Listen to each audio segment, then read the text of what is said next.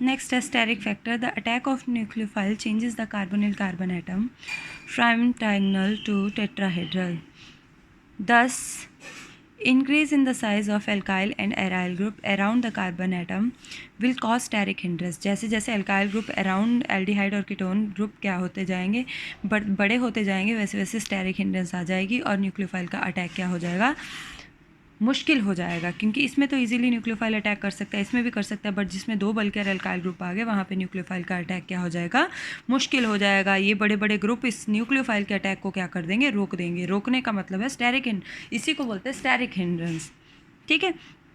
Attacking nucleophile because of the crowding space around the carbonyl carbon atom. Thus, the greater the number of size, the greater the number of alkyl group, more will be the steric hindrance and lesser will be the tendency of nucleophilic attack. इसीलिए nucleophile का attack क्या हो जाता है, difficult हो जाता है. क्यों? क्योंकि बल्कि अल्काइल ग्रुप जो है वो किसके अटैक को रोक देते हैं बेटा, वो न्यूक्लियोफाइल के अटैक को रोक देंगे, उसको आने नहीं देंगे, उसको भगा देंगे वहाँ से.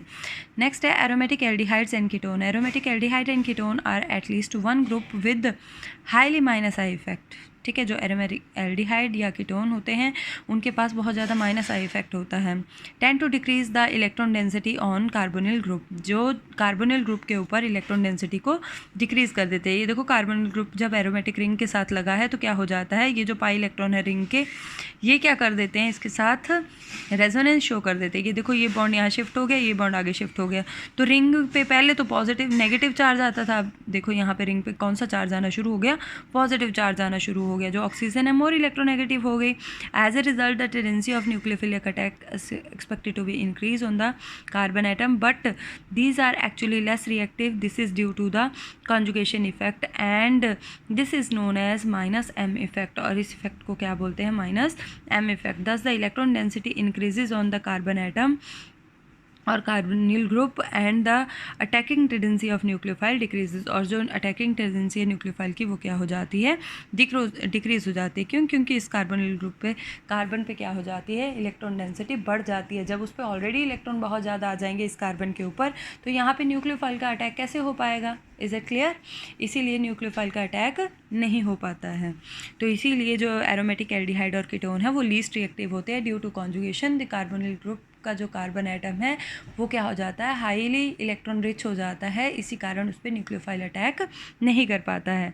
अब नेक्स्ट देखो, आपसे पूछा जाएगा कि इनमें से कौन सा सबसे ज़्यादा, the presence of alkyl group of carbonyl compound decrease the reactivity. जितने ज़्यादा मिथाइल ग्रुप आते जाएंगे उतनी ज़्यादा इसकी रिएक्टिविटी क्या होती चली जाएगी, डिक्रीज़ हो जाएगी. जितना ज़्यादा बल्कियर आता जाएगा उतनी ज़्यादा रिएक्टिविटी और ज़्यादा डिक्रीज़ हो जाएगी. तो ये सबसे लीस्ट रिएक्टिव है, ये सबसे ज़्यादा हाईली, उससे कम, उससे कम, उससे कम, उससे कम, सबसे कम. ठीक है. तो नेक्स्ट है comparison of reactivity of carbonyl compound and alkene towards nucleophile. Carbonyl compound take part in a nucleophilic reaction. On the other hand, in alkene, double bond participate in electrophilic reaction. This is because the alkene there is a higher electron density which cause the, ठीक है, alkene में electron density ज़्यादा होती है जिसकी वजह से क्या हो जाता है, न्यूक्लियोफाइल का अटैक, इलेक्ट्रॉन जो है अगले कार्बन पे ट्रांसफ़र हो जाते हैं in favour the attack of electrophile. Electron density ज़्यादा, इलेक्ट्रोफाइल क्या होता है, इलेक्ट्रॉन डेफिशिएंट स्पीशीज़. ऑब्वियस है इलेक्ट्रॉन डेफिशिएंट स्पीशीज़ कहाँ पे अटैक करेगी, जो इलेक्ट्रॉन रिच जगह होगी. तो एल्कीन के जो कार्बन एटम है होते हैं वो हाईली इलेक्ट्रॉन रिच होते हैं. तो एल्कीन पे जो इलेक्ट्रोफाइल है वो ईजिली अटैक कर जाता है क्योंकि इलेक्ट्रोफाइल के पास इलेक्ट्रॉन की डेफिशिएंसी होती है. वो ईजिली इलेक्ट्रोफाइल क्या कर देता है, उस पर अटैक कर देता है. Nucleophilic addition reaction is possible in electron withdrawing group. और जो न्यूक्लियोफिलिक एडिशन रिएक्शन है वो तब पॉसिबल हो पाती है जब इलेक्ट्रॉन विदड्रॉइंग ग्रुप लगा हो attach to the one of the double bonded carbon atom, resulting in the decrease of electron density in the bond. अब ये देखो डबल बॉन्डेड कार्बन एटम है, इस पर न्यूक्लियोफाइल कब अटैक करेगा, जब यहाँ पे इलेक्ट्रॉन विदड्रॉइंग ग्रुप लगा होगा. इलेक्ट्रॉन विदड्रॉइंग ग्रुप क्या करेगा, इस इलेक्ट्रॉन को अपनी तरफ खींच लेगा, इस कार्बन पे पॉजिटिव चार्ज आएगा जहाँ पे न्यूक्लियोफाइल अटैक कर देगा. ठीक है. तो सबसे पहले कार्बोकेटायन बनाना पड़ेगा. वो कैसे बनेगा, इलेक्ट्रॉन विदड्रॉइंग ग्रुप से. नेक्स्ट है addition of hydrogen cyanide. HCN डाला हमने तो ये H इस ऑक्सीजन पे अटैक करेगा. सबसे पहले ये साइनाइड इस कार्बन पे अटैक करेगा, ये इधर चला जाएगा और इस पे H अटैक कर देगा. इस तरीके से एडिशन हो गई किसकी, H की. ये देखो ये हमारे पास है, यहाँ पे HCN डाला, ये H ये ऑक्सीजन इज मोर इलेक्ट्रोनेगेटिव, ये बॉन्ड यहाँ शिफ्ट हुआ, H O के साथ बॉन्ड बना लेगा, OH बन गया। ये साइनाइड इस कार्बन इलेक्ट्रॉन डेफिशिएंट कार्बन, जब ये अपना बॉन्ड देगा तो कार्बन पे पॉजिटिव को कौन अटैक करेगा? साइनाइड। नेक्स्ट है addition of sodium bisulphate, same इसमें भी पॉजिटिव और नेगेटिव है। SO3Na पॉजिटिव चार्ज है और SO3Na नेगेटिव चार्ज है, और जो H है वो पॉजिटिव है, वो H इसके साथ जुड़ जाएगा, SO3Na यहाँ जुड़ जाएगा, इसी तरीके से ये भी इस तरीके से यहाँ जुड़ जाएगा। NaHSO3, इसमें SO3 जो और Na है वो यहाँ जुड़ जाएगा कार्बन के साथ, क्योंकि नेगेटिवली चार्ज है, O के साथ H जुड़ जाएगा। इसी तरीके से ग्रिग्नार्ड रिएजेंट के साथ भी हम लोअर टू हायर में कन्वर्ट कर सकते हैं। ये क्या है? फॉर्मेल्डिहाइड है ना। फॉर्मेल्डिहाइड को हम एसिटल्डिहाइड में किस तरीके से कन्वर्ट करें, यानी कि हायर मेंबर में कैसे कन्वर्ट करें? How will you convert formaldehyde into ethanol?